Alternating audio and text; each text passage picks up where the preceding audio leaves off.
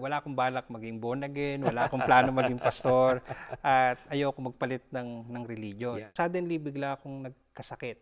As in, hindi malaman ng doktor kung bakit ako namamayat. Pagkahawak ko ng Bible, nag-start akong feeling ko sobrang lamig na nanginginig yung tuhod ko na hindi ko alam kung paano ko ipapaliwanag na bakit ako nagsishake na gano'n. Hi mga ka-devotion, samahan niyo po ako sa ating kukwentuhan sa araw na ito.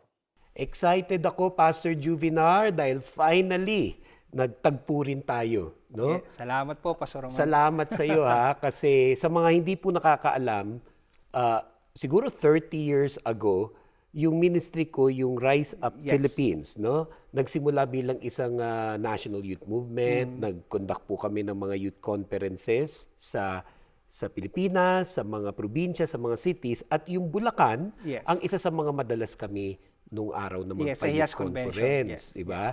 Pero nakwento mo sa akin na hindi ka nakaka-attend, di ba? Yung mga ka-church mo ba nakaka-attend, pero ikaw hindi ka nakaka-attend. Bakit ka nga ba hindi nakaka-attend nun? Unang-una, kasi nag-start ako sa ministry, that was 1996, and then tapos sobrang hirap talaga ng buhay. Wala akong supporter financially. Oo. Walang pera. Walang pera. Yan. So 100 pesos lang yun sa IAS convention ng yung registration fee. So wala akong pamasahe papunta ng Malolos, Bulacan, at wala rin Siyempre, akong kasama yun registration Di fee. ba? Hindi lang yung registration fee, pamasahe. Oo. Siyempre, kakainin mo pa. Oo. Tapos yung pag mismo yun, wala lahat So lahat yun. ng mga youth sa church, nakakapunta sila Nagagawa ng paraan, except me. Yes. So ang ginagawa ko na lang, sabi ko hindi naman ako makakapunta. So pray na lang ako kay Lord na, Lord, bahala ka na sa akin. And then mahayo na lang ako para mag-share ng gospel. That was 30 years ago. 30 years ago, yes. Nung nagsisimula ka sa ministry, tapos tulad ng marami sa atin, walang pera, nagsisimula sa ministry. Pero praise the Lord.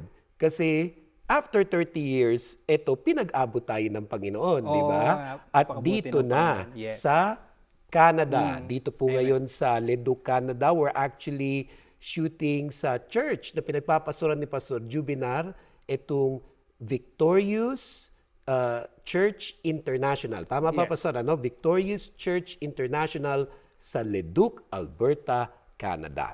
At ang pag-uusapan natin ngayon kasi, paano yung taga-bukid lang dati na walang pera, naging British citizen, and then later, naging pastor pa dito sa Canada. Amen. Actually, ang dami namin pwedeng pag-usapan nito. Sabi ko nga sa kanya, naku, baka kakailanganin natin ng part 2 at part 3 with you sa dami ng mga ginawa ng Panginoon sa iyong Kaya nga buhay. po, excited ako mag-share sa ating mga kapatid sa pananampalataya. So, simulan muna natin sa paano ka ba nakakilala sa Lord? Diba? Paano ka na born again? Ano yung marirecall mo na naging paraan ni Lord, paano ka nakakilala? Okay, so bago ako naging born again, unang-una, wala akong balak maging born again, wala akong plano maging pastor, at ayoko magpalit ng religion. Yan. So, kasi ang original na religion ng family mo is Catholic. Yan. Yeah. So lahat ng pinsan ko, sakristan sila, may mga position sila sa simbahan ng Catholic, and then we have ancestral statue na nasa rin ganon. Kaya, kumbaga, nung panahon na yon parang malabo talaga. Malabo. And I was 16 years old. Okay. Yeah, kaya talagang sabi ko, napaka-imposible kung ano nangyari sa akin. It's by God's grace. So, ang nangyari, so pagkatapos ko ng high school, kasi during high school, nag-start akong maging, magloko, cutting classes, nabarkada, na-involve ako sa mga fraternities, and then nag-start akong... Nagkabisyo din? Oo. Nagkabisyo ka din? Alak, sigarilyo, yung sugal, hindi. Kasi sinabihan kami na hindi pwede yung... Okay. So, lahat ng bisyo pasukan, wag lang ang sugal. Anyway, so hanggang pero alak, sigarilyo? Nag-start ako mag-marijuana. Okay. And eventually, nung nagmamarijuana ako, nagbebenta na rin ako ng marijuana sa mga kaano ko. And then, during nung time na yon, I feel so empty. So kaya ako pumapasok sa mga fraternity dahil I feel so empty. I'm looking for something, directions in my life na hindi ko alam kung ano. Hindi mo pa alam kung ano hinahanap mo, pero may hinahanap ka. Kasi nga, I was born very poor sa family. Family namin is nasa gitnang bukid. Tapos as in, wala kaming kuryente. Nung lumalaki ako, nagka-kuryente kami. Siguro mga grade 3 na ako, ganyan. Tapos Pero ang hina pa rin ng kuryente, pagdating ng 4 Yung iba o'clock. siguro hindi na masyado makarelate doon, ano? Kahit pa ang pinag-uusapan ay Bulacan. Kasi yes, ang Bulacan sobrang lapit na sa Maynila, parang nagkaroon ba ng ganong panahon? Ito pong buhay na patotoo. Yan. Na may panahon nun, anong part ng Bulacan ulit to? San Ildefonso. San Ildefonso. Taga Pala-Pala, San Ildefonso. At nandun yung bahay nyo sa gitnang bukid. Oo, sa gitnang bukid. Kasi magsasakay yung tatay ko. Ayan, tsaka yung mom ko.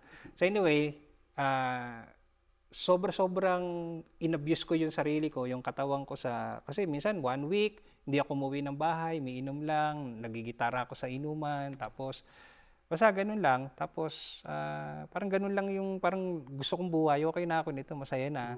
And until after makagraduate ng high school, March 1996, nagkasakit ako. Suddenly, bigla akong nagkasakit.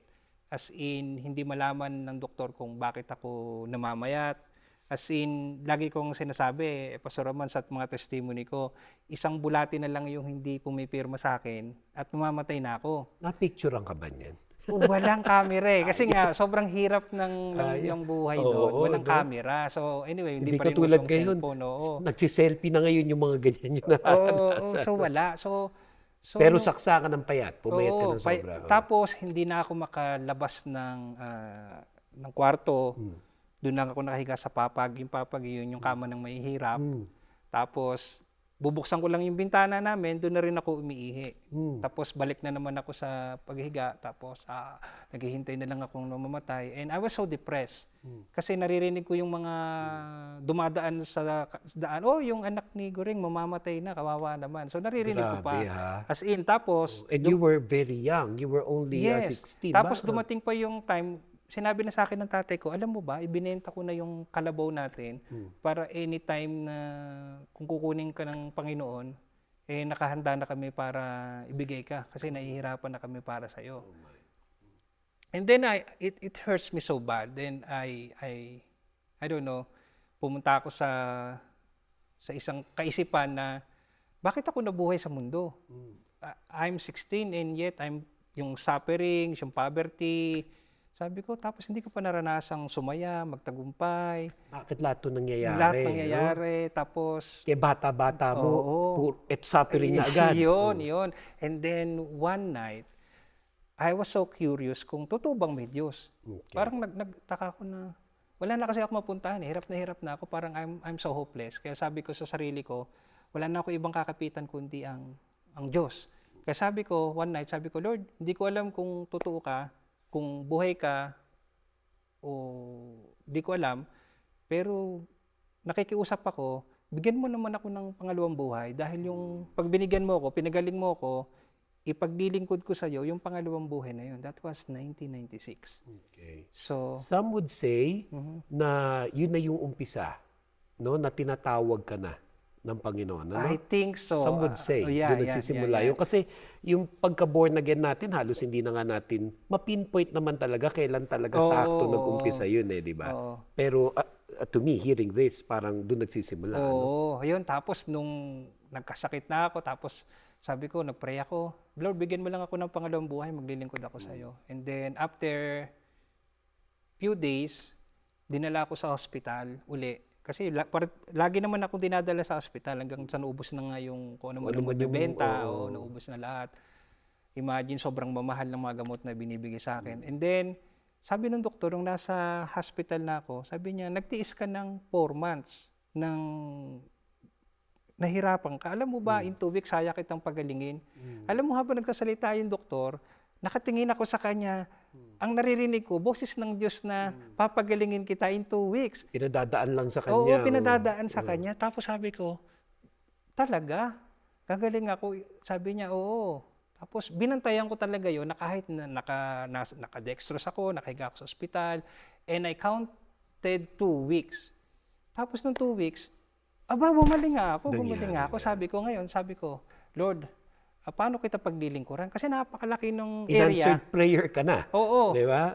I know to myself na sinagot ng Panginoon yung prayer ko, pero kung paano ko maglilingkod, wala akong idea. Kaya nag-start ako mag-seek. Walang nag-share sa akin ng Bible, ng Gospel. Nag-start ako. Sisik ka na. Oo, meron na kaming AM radio Na yun yung uso sa probinsya. Yes. Okay? So nakikinig ako dati ng yung mga programa sa TV, sa radyo, itong religion na to, inaaway si ganito, itong si ganito, inaaway naman si ganito. Sabi ko, bakit ganun? Isang Bible, nag-aaway-aaway sila. Kaya lalo ako na-confuse and then eventually, parang nawalan ako ng gana na ayoko na, pinalimutan ko. And then, may opportunity na dumating sa akin na sabi sa akin ng aunt ko, ng auntie ko, sabi niya, habang nagpapagaling ka, tulungan mo ako dun sa tindahan, dun sa restaurant, dun sa Baliwag, Bulacan. Kasi busy From siya. San Ildefonso? From San Ildefonso Punta ka ngayon sa Baliwag, sa auntie. Bulacan. Oo. Tapos, dala ko yung gitara ko at long hair ako that time. Again, may picture ka ba ng mga yan? Wala kasi hindi Agila. puso ang camera. Nako naman. Okay, long hair ako, tapos yan, basta ganun yung punks yung style ko. Yes, uniforma mo nun. Oo, tapos imagine, so kakagaling ko lang sa sakit, so payat na payat, pero long hair, okay? So, hindi naman masyadong addict ang dating. Oo, addict talaga. So anyway, tapos merong isang, habang nagigitara ako, kumakanta ako ng harana ng Eraserhead, tapos gaganon-ganon ako. Yung panahon nun. Oo, that's 1996. Tapos, may panayang kaway sa akin dun sa hospital. Sabi niya, punta ako dyan mamaya. Tapos, after work, pumunta siya doon. Tapos, nung nagitara siya, pinakita niya sa akin na magaling siya. Tapos sabi ko, gusto kitang maging kaibigan kasi para matuto ako. Dahil wala namang YouTube, wala akong pambili ng song hits. Gusto ko lang may magturo sa akin mag-gitara. Anyway, music naman ang ginamit ni Lord. Music. No? Okay. So, unang-una sakit. Oo. Ngayon naman, music. Ayan. Tapos, nung after 2 months, sinama niya ako. Punta kami sabi niya, isasama kita sa band. Okay? Kasi magaling ka na, sasama kita sa band. Okay. So Sumama sumama ka ako. naman. Sumama ako. Siyempre, band daw eh. Yun yung opportunity ko para ma-expose ako sa band. And then, tapos nung nakasakay kami sa jeep, papunta ng Pulilan, Bulacan, from Baliwag, nag-jeep kami, naririnig ko yung malakas na tugtugan. Sabi ko, yes, finally matutupad ang Banda na to. pangarap ko. Banda na to, na. ayan. Tapos nung bumaba kami sa jeep, may malaking gate, mataas. Nung tinulak niya yung gate, nakita ko, Jesus is Lord. Kaya nung parang sabi ko, church pala, born again. Tapos totoo naman, banda naman. Yun nga lang, banda sa church. Imagine ang suot ko noon, naka-metallica ako ng t-shirt, tapos long hair, tapos pumunta ako sa church ng born again. So, feeling ko demonyo ako. Anyway, sabi ko, gusto ko nang mag-back out. Matras. And then suddenly, parang may nagbubulong sa akin, di ba may hinahanap ka? So, why don't you try? Ito na ngayon, no? So, tapos nung umupo ako dun sa pinaka-last chair habang nagpa-practice yung band ng church. Na again, hindi naman siya nagsinungaling. Banda naman talaga. Oo, banda nga, pero banda pala ng born again. Okay, yeah. So, there's something dun sa music, sa mga praise and worship song, na I almost cried. Hinihipo pero pinipigil ko lang, syempre. Hinihipo ka Oo, tapos, I know, so peaceful. Tapos, kaya the following week, bumalik ako ng bumalik, pero practice lang.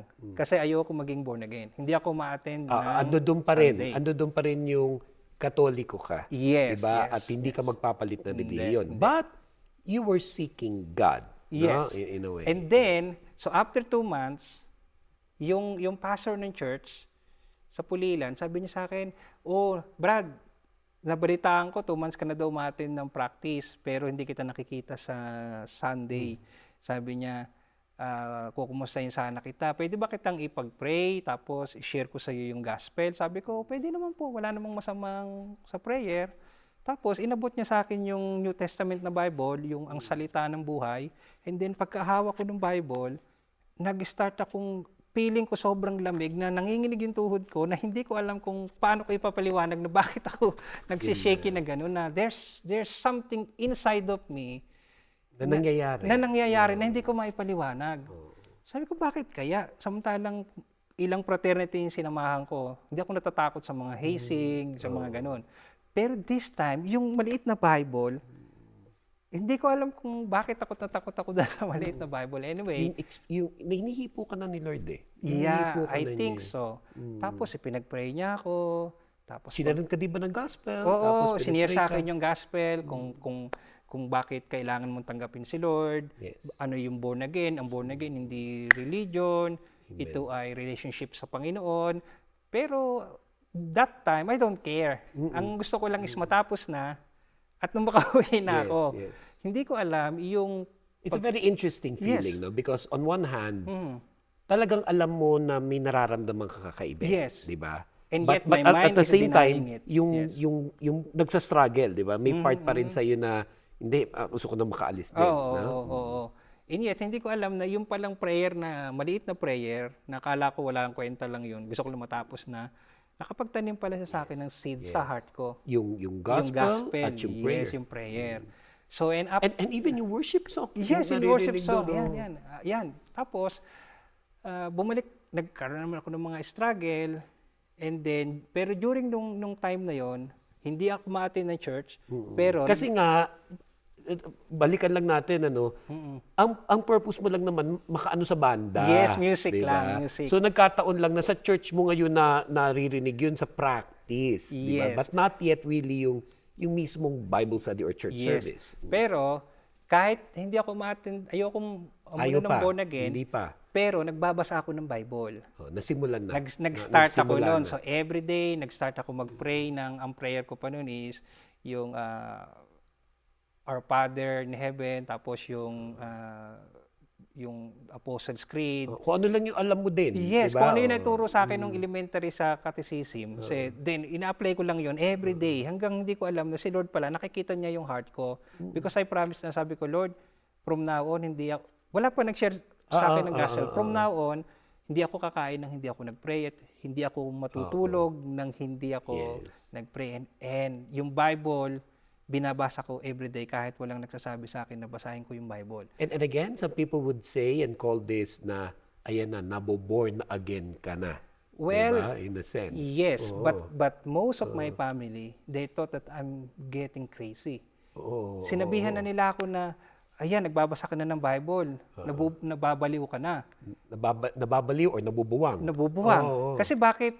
Kasi galing ako sa depression, sakit. Yung munti ka nang mamatay, di ba? Oo, tapos, ngayon, ganito naman. sa Bible naman ako napunta na, yun yung mga indications na nasisira na daw yung ulo ko. Mula dun sa yung mabisyo, nagpa-fraternity, and then munti ka na mamatay, tapos ngayon, eto na ngayon. Yes. O, baliw ka na nga. Oo, pero having said that, Sa kabila. ayoko nung attend ng church. Tapos pero nagbabasa ako ng Bible, and hinahanap ko yung will ni Lord sa buhay ko. And then, sabi Which ko, they couldn't understand. Diba? Yes. Hindi nila maintindihan. ayoko na ng born again, uwi na ako sa amin, sa probinsya, balik ako sa bukid. And then, nung pabalik na ako sa bukid, nakita ko yung mga kabrad ko sa fraternity at sinabihan nila ako na, hey, Brad, punta ka dito mamayang gabi, meron tayong salo-salo. Sabi ko, Ano to ha, mga kabrad mo sa fraternity? Oo. So, tapos nung pumunta ako, dala ko yung gitara ko, tapos nung may gatherings na, nagulat ako, Bible study ng mga born again. Yun. Na naman. Sabi ko, Na pambira. Hanggang dito ba naman, hinahabol ako nito. Tapos y- anyway, sabi ko, parang wala na akong choice. Anyway, sabi ko, Napapanong yung mga kabrad mo sa fraternity, nagba-Bible study na yes, rin nang pala. hindi ko alam, hindi nila ako sinabihan. Magkahiwalay kami ng lugar, pero iisa pala yung ginagawa ng Lord sa kanila at sa akin. Okay? So tapos, ayun, nag-start na kumanta yung pastora, tapos nag-share siya ng Word of God sa Bible study, tapos habang nag-share siya, feeling ko ako yung kinakausap that night. Na sinasabihan sa akin na, di ba, may hinahanap ka sa buhay mo, pagod na pagod ka na, gusto mo ng kapayapaan, sa Panginoong Hesus mo makikita. Sabi ko, pambihira itong mga kabrad ko nito, bakit niyo ako ikinuwento? Ngayon, ako ang subject ng Yun ang Bible pakiramdam study. mo. Yun ang pakiramdam Yun ang ko. pakiramdam mo. Oo. Chinismis ka Oo, doon sa chinismis pastora ako. at kinukwento yung buhay mo. Oo. Pero yung pala, ano na yun? Di ba? Si Oo, Lord na mismo yung oo. nangungusap Tapos through nung her. natapos yung Bible study, nung kami-kami na lang, tinanong ko sila, bakit niyo ako ikinuwento? Sabi niya, hindi, wala kami pinagsasabihan kung anong story mo. Nagulat nga kami, paano niya nalaman. Tapos, nag-isip ako, baka si Lord to. So, the following week, bumalik uli ako. Sabi ko talagang, parang ako laging kinakausap ni Lord. Kaya bumalik ako ng bumalik. Sabi ko, Lord, sige, kung ano pang gusto kong matutuhan, sabihin mo sa akin. Tapos, hindi ako ma-attend ng Sunday service. Laging Hindi pa rin. Laging hindi. Pero at least nagba-Bible study ka na. Bible Diba? study. Dahil nga alam ko na mapapagalitan ako sa amin dahil hindi ako pwedeng magpalit ng religion. Okay.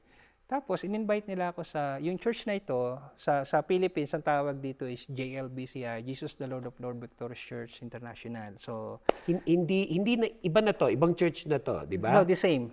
Hindi, I mean, hindi ito yung church na pinuntahan mo for the O, band dun sa band. practice. No, Iba hindi, na yon, hindi, iba na to.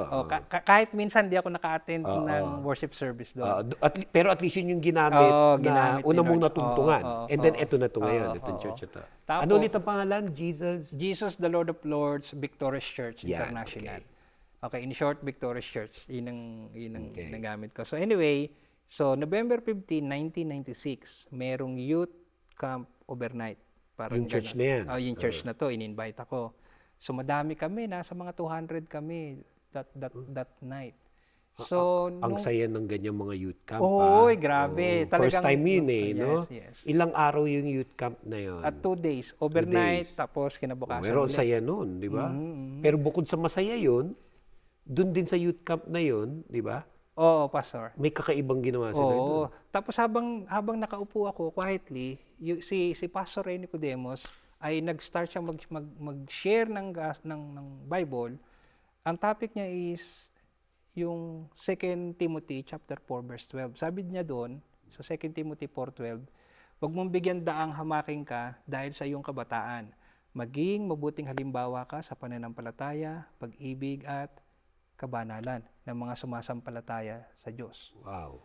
Nung nagsasalita siya, feeling ko ako yung kinakausap at sinasabihan niya na kahit bata ka, wag mong bibigyang daan na hamakin ka dahil bata ka. Kung hindi maging mabuting halimbawa ka sa pananampalataya, pag-ibig, kabanalan. Sabi ko, that night, nag-commit ako sa Panginoon na sabi ko, this is the moment.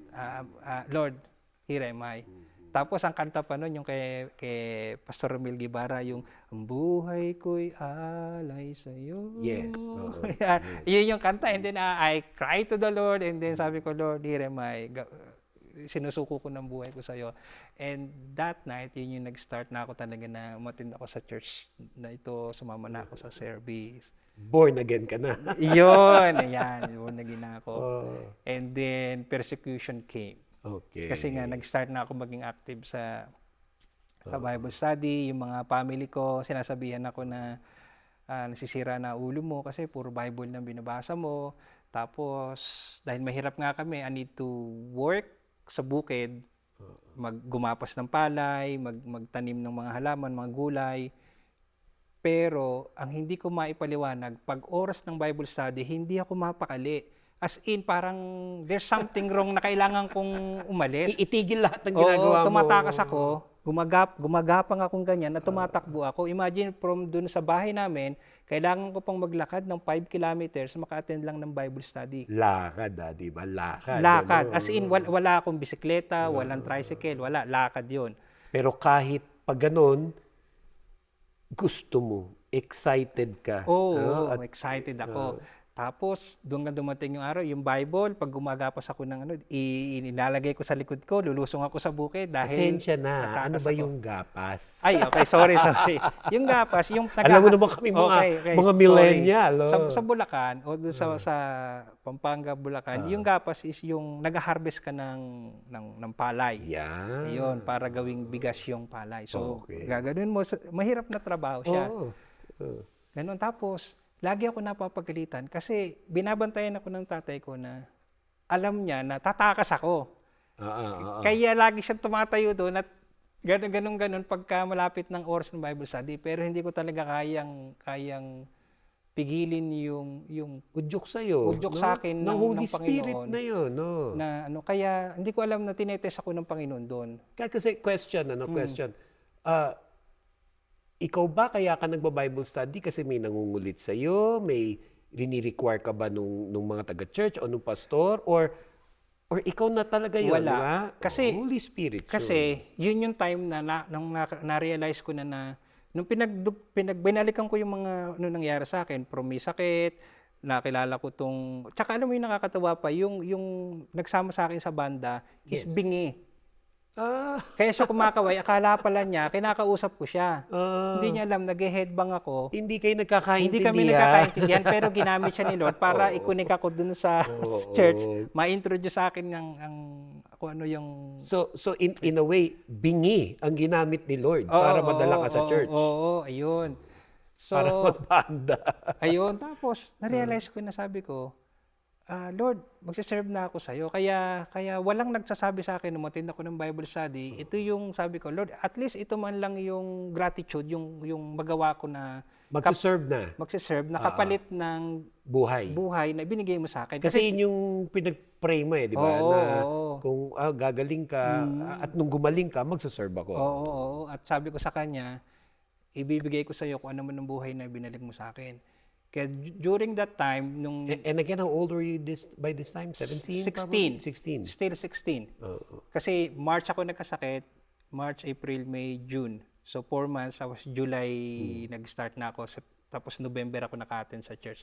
Kaya in that year, ng 1996, sobrang daming nangyari sa buhay ko. Yung pagkilos ni Lord sa iyo. And then persecution came. And then... But in spite na persecute ka sa family mo, di ba? Beginning with your parents, na ngayon naman naiintindihan na natin sila, di ba? Yes. Kung bakit sila naging ganun. But for a 16-year-old na biglang ang dami nagbago sa buhay mo, napaka-challenging nun. Napaka-challenging nun kasi talagang nakakakilala ka na sa Lord, nabuborn again ka na, pero at the same time, yung family mo, parents mo, ayaw nila. Oo. Diba? Tapos lagi nila ako sinasabihan, isang araw brief lang, hindi ka makakabili. Alam mo, yung persecution na ginawa ng tatay ko sa akin. Gusto ko yun Ano sabi mo?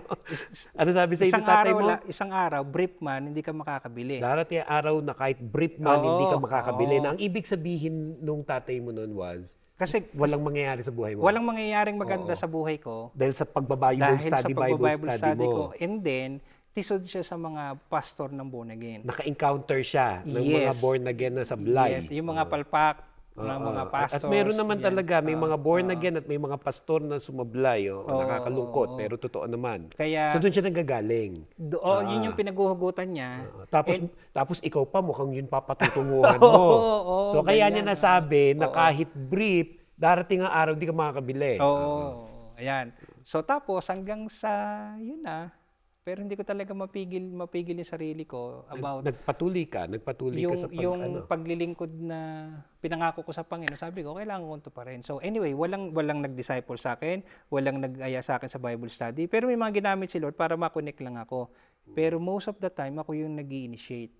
And then, nung nakaka-attend na ako sa Bible study at nakita ko na yung direction ng buhay ko, ang sabi ko sa sarili ko, ito pala ang hinahanap ko, ang Panginoon sa buhay ko, ang wala. So, dahil nandun ako sa age na 16, fraternity member ako, ang dami. Tapos yung mga kabrad ko sa fraternity, isa-isa ko silang ni-reach out. Sinishare ko sa kanila yung gospel. Kasi dumating yung time na sila na mismo, yung mga hindi pa nakakakilala. Pine-persecute nila ako, hindi ka na sumasama sa amin. Kasi may part ng fraternity na born again di ba? Yun nga yung inabutan mo Tapos, kasi 3 sinalihan ko okay. 3 sinalihan ko. Kaya lahat sila halos, nung time na na-reach out ko sila. Nung bagong-bago ka, mainit ka, kaya nag-reach out ka sa kanila. Nakakamiss yung mga ganung panahon at magandang binabalik-balikan yan, yung paano tayo nagsimula. Tapos, ang ito pa nangyari, dahil sa sobrang passion ko, hindi ko alam na magiging pastor ako for some reason. Basta ang alam ko lang, nung binasa ko yung Matthew 10:10, tinanggap mo ng walang bayad, ipamahagi mo ng walang bayad. So nung usap sa akin yung verse, hindi ko alam ang tawag doon, rema. Na yung binabasa ko parang, ano Lord, ang gagawin ko dito? Di pamahagi mo. Hanggang sa nag-start ako na, pumunta ako ng campus, doon ako nag-start ng campus ministry sa Bulacan State University. Nung araw, Banas ang tawag doon, Bunas, doon sa San Ildefonso. So naghanap ako ng mga elementary, high school, college, and then nag-start ako ng Bible study sa ilalim ng puno. Wala pong nagtitrain sa akin. Pero dahil na-receive ko yung gospel, yung salvation, yun lang ang alam ko na i-share sa kanila about kaligtasan, directions ng buhay, na yung hinahanap mo sa sanlibutan, kay Lord mo makikita. yung kapayapaan, kagalakan na hinahanap mo, hindi mo yan makikita kasi galing ako dyan. Sa fraternity, galing ako dyan. Ginawa ko na lahat pero wala talaga. Alak, marijuana, wala. Hindi mo dyan makikita sa Panginoon. And then, nag-start mag-grow ang campus ministry hanggang maging legitimized campus ministry siya, na-establish siya noong 2002. Ito, Kuya Roman, meron akong diary dito. Opa. Hindi ka maniniwala. Meron ako dito, ito, Ito pa rin yun. okay, October 13, Oo. 2004. Wow. Okay, dala ko yung diary ko. Natabi mo, nadala mo pa. Dala ko ito. Kasi nga, testament ito ng kabutihan ng Panginoon. Ano yung nakalagay dyan?